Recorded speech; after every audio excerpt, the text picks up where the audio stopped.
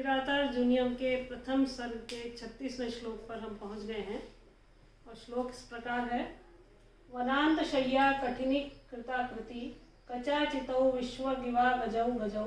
कथम त्वमेतौ धृति संयमौ यमौ विलोकयन्नुत्सहसे न बाधितुम्। इसका अन्वय है, वनांत शय्या कठिनी कृताकृति विश्वक कचाचितौ अगजौ गजौ एव एतौ यमौ विलोकयन् त्वं कथं धृति संयमौ बाधितुं नोत्सहसे। वनांत शय्या,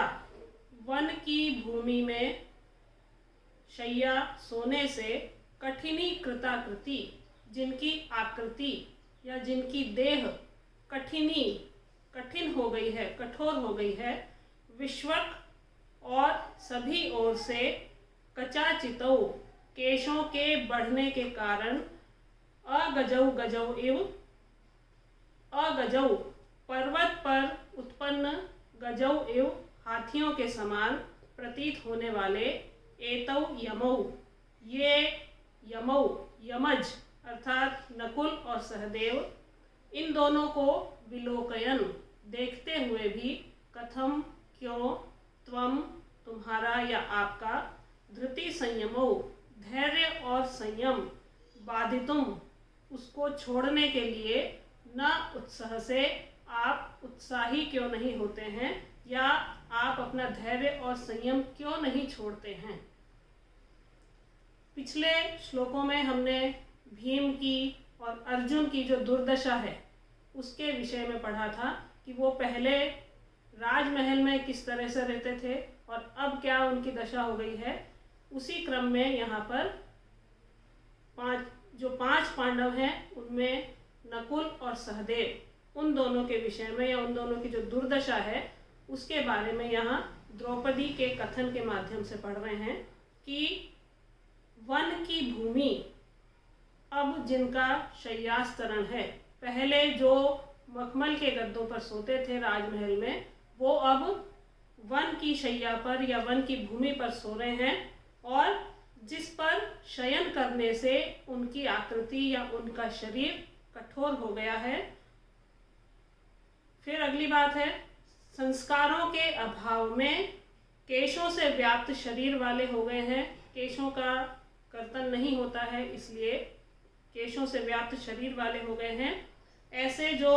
माद्री के पुत्र हैं या आपके जो छोटे भाई हैं नकुल और सहदेव, उनको देखते हुए भी, अपने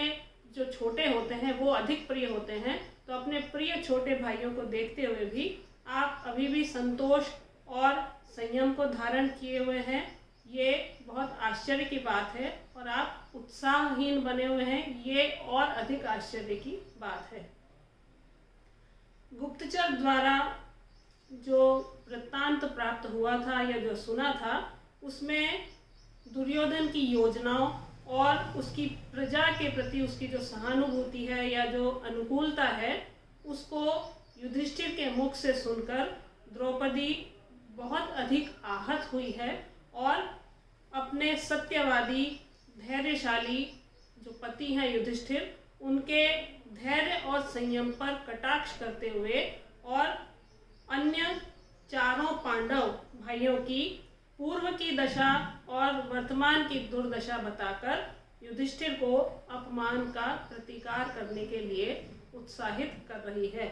तो पूर्व की और वर्तमान की दशा में कितना विरोधाभास है, ये हमने इन श्लोकों में पढ़ा है कि पहले वो कितने सुख से समृद्धि से रहते थे और अब वन में रहने के कारण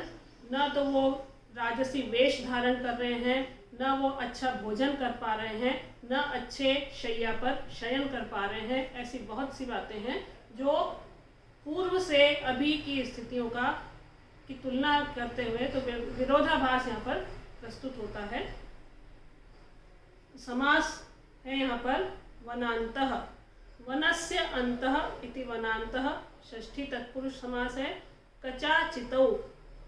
कचैहि आचितौ तृतीय तत्पुरुष समास है। धृति संयमौ, धृति च संयमश्च इति धृति संयमौ द्वंद्व समास है। आकृति शब्द जो यहाँ पर आया है प्रथम पंक्ति में, तो आकृति शब्द का अर्थ होता है देह, और जैसा कि वैजयंती कोश में बताया गया है उससे ज्ञात होता है आकारो देह आकृति। अलंकार यहाँ पर द्वितीय और तृतीय चरण में यहाँ पर गजौ गजौ और यमौ यमौ इनकी आवृत्ति हुई है, उसके कारण यहाँ पर यमक अलंकार है। और प्रथम चरण में ककार और तकार की इन दोनों व्यंजनों की अनेक प्रकार से आवृत्ति होने के कारण छेकानुप्रास है। और छंद आप भली भांति जानते हैं कि वंशस्थ छंद है।